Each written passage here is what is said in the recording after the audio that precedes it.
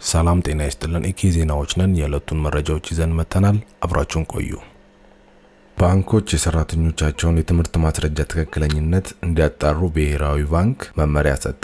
በተለያዩ የሥራ መስኮች ሐሰተኛ የትምህርት ማስረጃዎች መኖራቸውን የሚያሳይ ፍንጭ መገኘቱን ተከትሎ ብሎም የዲግሪ ወረቀት ሽያጭ እንደነበረ ከተደረሰበት በኋላ ብሔራዊ ባንክ የሀገሪቱ ባንኮች ውስጥ ያሉ ሰራተኞች የትምህርት ማስረጃ ላይ ማጣራት እንዲደረግ አዟል።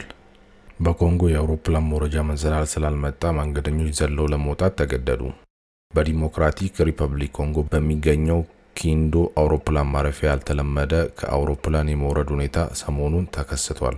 ለሰዓታት ከቆየ በኋላም እንኳን መንሰላል ሊገኝ ባለመቻሉ ተጓዦች ከ2.5 ሜትር በላይ ከፍታ ላይ ዘለው ለመውረድ ተገደዋል።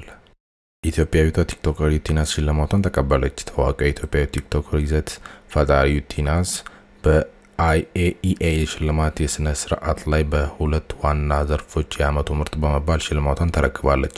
ዩቲናስ አሸናፊ የሆነችበት ዘርፎች አይኮኒክ ኢንፍሉዌንሰር ኦፍ ዘ ይር የዓመቱ ተጽዕኖ ፈጣሪ፣ አይኮኒክ ኮንቴንት ክሬተር ኦፍ ዘ ይር የዓመቱ ምርጥ ይዘት ፈጣሪ።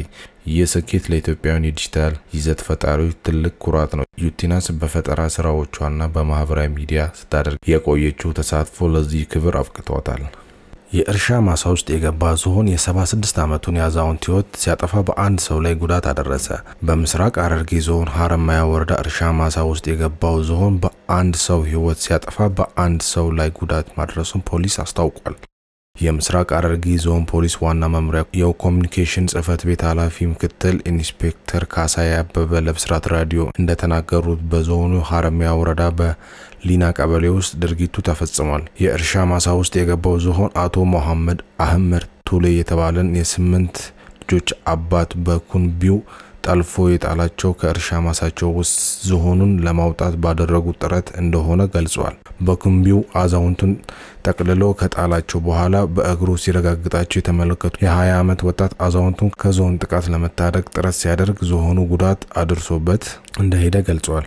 የአካባቢ ሰዎች ዝሆኑ ስፍራውን ለቀው ከሄደ በኋላ ሲደርሱ የአዛውንቱ ሕይወት ያለፈ ሲሆን ጉዳት የደረሰበትን ወጣት ደግሞ በሕይወት ያለ መሆኑን ወዲያው ወደ ሀረማያ ሆስፒታል በማድረስ የሕክምና እርዳታ አግኝቶ ጤንነት ላይ እንደሚገኝ ገልጸዋል። ዝሆኖች አንዳንዴ ከባቢሌ ፓርክ በመውጣት በሰብል ላይ ጉዳት የሚያደርሱ ሲሆን ይህንን ለመከላከል የሚደረግ ሙከራም በሰው ላይ ጉዳት እንደሚያደርሱ ምክትል ኢንስፔክተር ካሳዬ አበበ ጨምረው ገልጸዋል።